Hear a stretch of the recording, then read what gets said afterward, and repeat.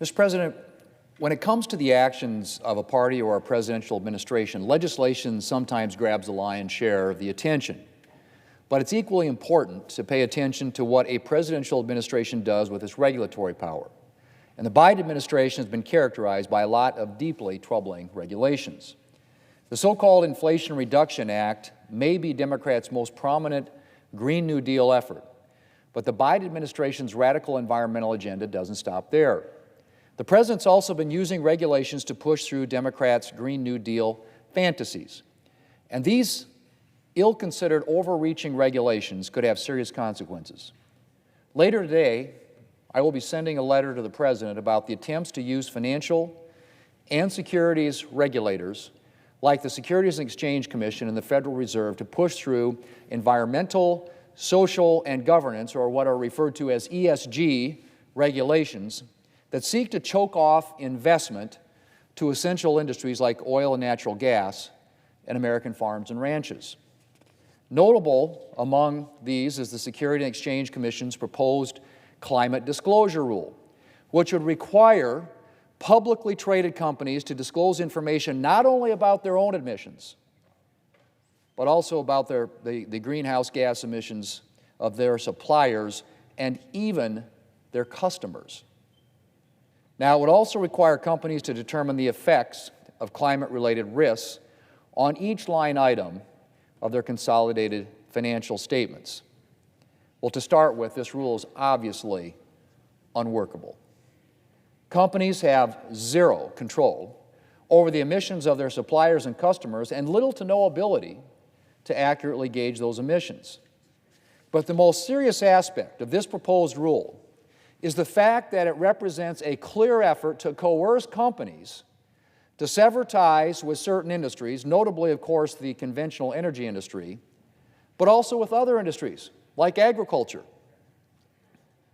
And it's hardly the only regulatory action of its kind proposed by the Biden administration. The Department of Labor just finalized a rule that would, in practice, require pension fiduciaries to consider climate change and ESG factors when making investment decisions, irrespective of their pecuniary relevance. The Federal Reserve, which I believe has zero business inserting itself into debates over climate policy, recently established a pilot program to analyze climate-related financial risk for the nation's largest banks, something that clearly exceeds the Fed's statutory authority.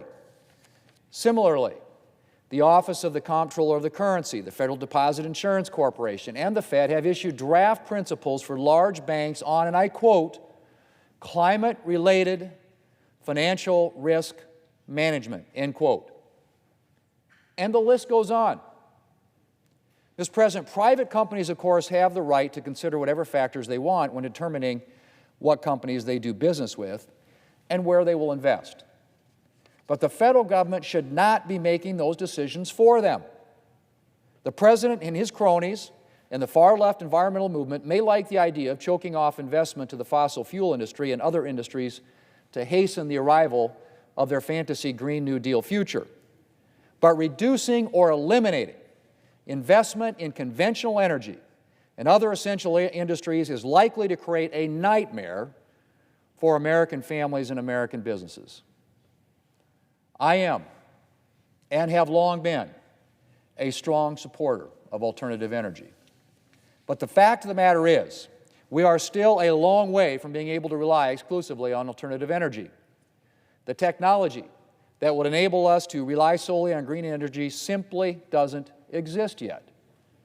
And pretending that we can rely exclusively on alternative energy isn't going to change the reality, which is that we still need oil and natural gas and will continue to need them for the foreseeable future. Choking off investment to the conventional energy industry isn't going to magically bring about the Green New Deal future, but it is going to reduce essential energy supplies. And that, in turn, is going to increase energy prices. It's going to increase energy prices for American families. And it's going to increase energy prices for American businesses. If Democrats succeed in reducing investment in oil and natural gas, we could be looking at a very serious reduction in our supply of conventional energy and correspondingly serious price hikes. And there's reason to be concerned that Democrats aren't just interested in choking off investment in oil and natural gas, but in agriculture as well, because of natural livestock emissions and farming inputs like fertilizer. The National Credit Union Administration published a since-rescinded strategic plan that seemed to recommend that credit unions reduce their membership and loan offerings to farming communities. And South Dakota banks and credit unions have repeatedly expressed their concerns to my office that the President's far-reaching ESG agenda could ultimately damage their ability to extend capital to their farm and ranch customers. Should investment in agriculture also drop off, we could be looking not only at higher energy prices, but higher food prices as well, and possibly actual food supply issues. And between higher energy prices and higher food prices, the kind of financial hardship that Americans have been experiencing during our current inflation crisis could become a fixture for the long term. Mr. President, Democrats like to think of themselves as the party of the little guy. But the truth is, they become the party of extreme special interests. And the little guy often ends up getting sacrificed as a result.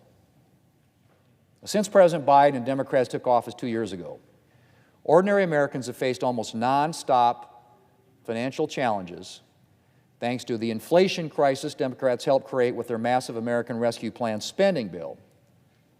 And if the President's ESG agenda continues unchecked, that diminished prosperity could last indefinitely.